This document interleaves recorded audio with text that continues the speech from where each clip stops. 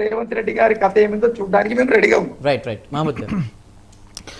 First of all ఏదైతే ఇప్పుడు debate జరుగుతుందో చెల్లెమ్మలు ఏదైతే ఇబ్బంది పెడుతున్నారని చెప్పేసి తీసుకొచ్చినారో, ఈరోజు కవిత గారు, కల్వకుంట్ల కవిత గారు ఏదైతే కామెంట్స్ చేసినారో, అంతకుముందు ఢిల్లీ లిక్కర్ స్కామ్తో ఆవిడ తీహార్ జైలుకి పోయి లిక్కర్ రాణిగా పేరుంది, ఆవిడ ఏదైతే జైలు నుంచి వచ్చిన తర్వాత స్టేట్మెంట్స్ ఇచ్చిండ్రో, ఏదైతే క్లియర్గా కేటగారికల్గా ఆవిడ చెప్పింది ఏమని చెప్పేసి బీజేపీ పార్టీలో మెర్జ్ చేద్దామని చెప్పేసి చాలా ప్రయత్నాలు చేసిండ్రని చెప్పేసి, కేసీఆర్ చుట్టూ కొన్ని దయ్యాలు ఉన్నారని చెప్పేసి ప్రతిసారి చెప్తూ వచ్చింది.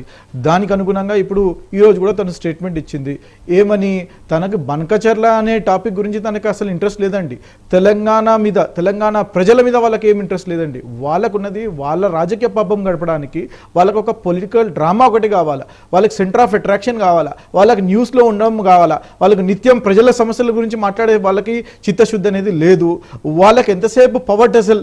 రేపు వాళ్ళ నాయన ఈరోజు ఆల్రెడీ పర్మనెంట్గా ఫామ్ హౌస్లో కూర్చున్నాడు, ఆయన అక్కడే ఉండిపోతాడు, బయటికి రాలేడు, అసెంబ్లీకి రాలేడు, ప్రజల మధ్యలో పోలేడు.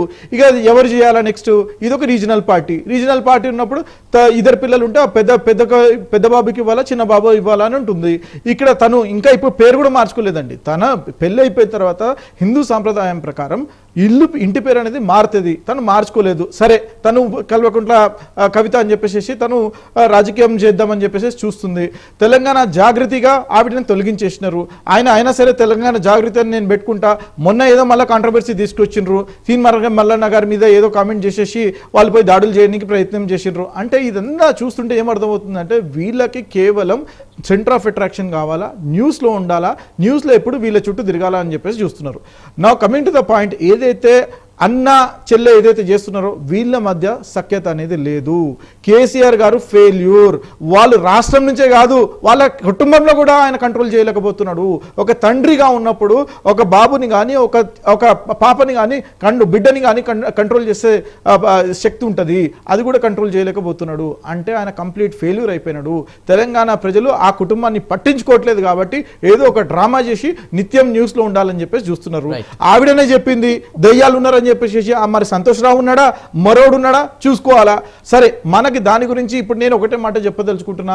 కల్వకుంట్ల కుటుంబం మీద ప్రజలకు విశ్వాసం అనేది కోల్పోయినారు. వీళ్ళు ఏదైతే చెప్తున్నారో ఈరోజు బనకచర్ల ఈరోజు గుర్తొచ్చిందా అండి? ఈవిడికి ఈరోజు గుర్తొచ్చిందా? ఏ రోజైతే వీళ్ళు కట్టినరో బనకచర్ల నుంచి ఈ రెగ్యులేటర్ నుంచి నీళ్లు పోయినప్పుడు ఎన్ని టీఎంసీలు వాళ్ళకి ఆల్రెడీ పోయినాయండి. బచావత్ ట్రిబ్యునల్ ద్వారా allocation, water allocation, resource allocation జరిగినప్పుడు, కృష్ణా గోదావరి బేసిన్లో రిసోర్స్ ఎలొకేషన్ జరిగినప్పుడు మనకి తెలంగాణకి కావాల్సింది 34% ఆఫ్ ఎలొకేషన్ జరగాల, 66% ఆంధ్రప్రదేశ్కి పోవాలా. ఇది యునైటెడ్ ఆంధ్రప్రదేశ్ 1973లో చెప్పిండ్రు. కానీ ఏం చేసిండ్రండి వీళ్ళు?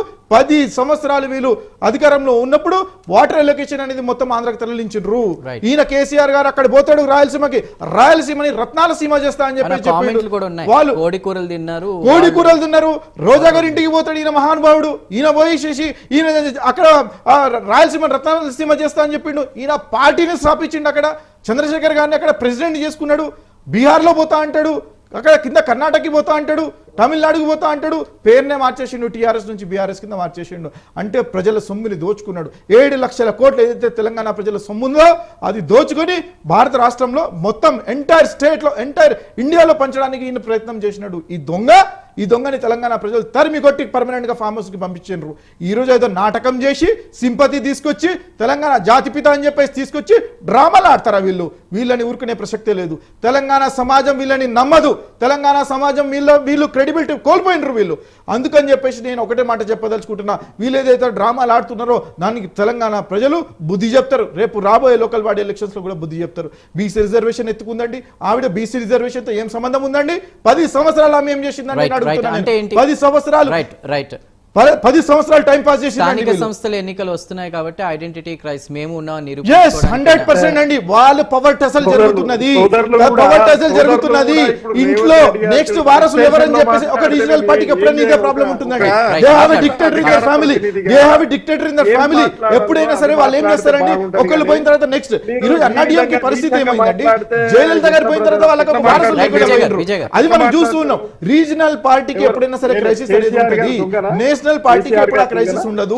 నేషనల్ పార్టీలో డెమోక్రసీ అనేది ఉంటది. వాళ్ళ లీడర్ ఏదైతే ఉంటారో మాట్లాడదాం. విజయ్ గారు మాట్లాడదాం.